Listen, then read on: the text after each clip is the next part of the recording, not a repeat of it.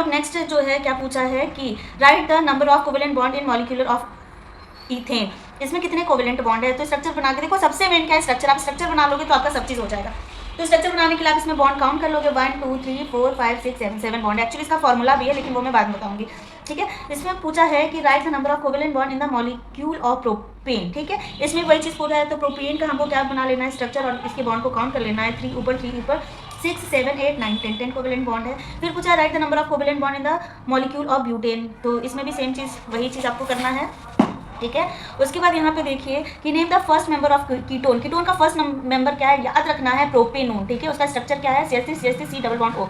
फिर बोला है कि right the molecular formula of benzene. Benzene का मॉलिक्यूलर फार्मूला बनाना है, ठीक है। State the double bond in its structure, ठीक है। तो बेंजीन का स्ट्रक्चर क्या है, C6H6 ये फार्मूला है, और स्ट्रक्चर ये दिख रहा है आपको, single bond double bond single bond double bond. इसमें कार्बन कार्बन का अल्टरनेट 3 बॉन्ड है, और कार्बन कार्बन का डबल बॉन्ड भी अल्टरनेट 3 है, और कार्बन हाइड्रोजन का जो बॉन्ड है वो कितना है, 6 है, ठीक है। अब हम नेक्स्ट चलते हैं नेक्स्ट क्वेश्चन में। Write the molecular formula of second and third member of homologous series whose first member of methane, ठीक है। इसमें बोला है कि मेथेन का सेकंड होमोलॉगस और थर्ड होमोलॉगस सीरीज का क्या लिखना है, फॉर्मूला लिखना है।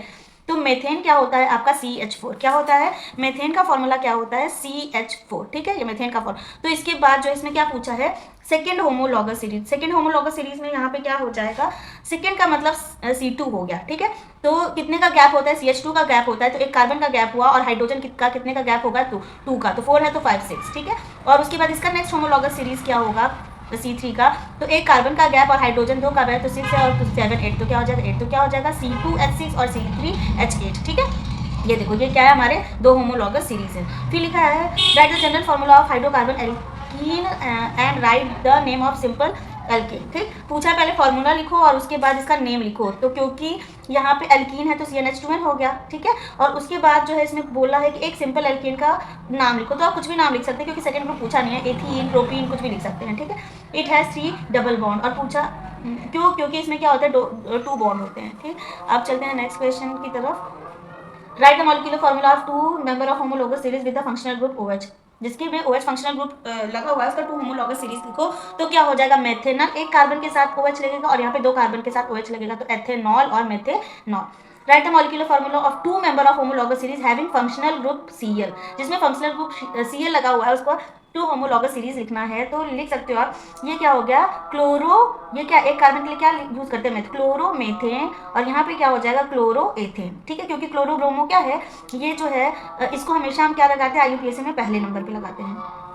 What is the effect of functional group on property. Property में जब फंक्शनल ग्रुप अलग अलग तरीके से अलग अलग लगते हैं तो उसका क्या इफेक्ट होता है, तो जैसे क्लोरीन लग गया, ठीक है, क्लोरो लग गया, फ्लोरो लग गया, अल्कोहल लग गया, कार्बोक्सिलिक एसिड हो गया, तो ये सारे फंक्शनल ग्रुप अपने स्पेसिफाइड प्रॉपर्टी को क्या करते हैं, शो करते हैं। These have specific property to the compound, ये अपने कंपाउंड को अपनी प्रॉपर्टी जो इनकी प्रॉपर्टी है उसको क्या कहते हैं, स्पेसिफाई करते हैं, है ना।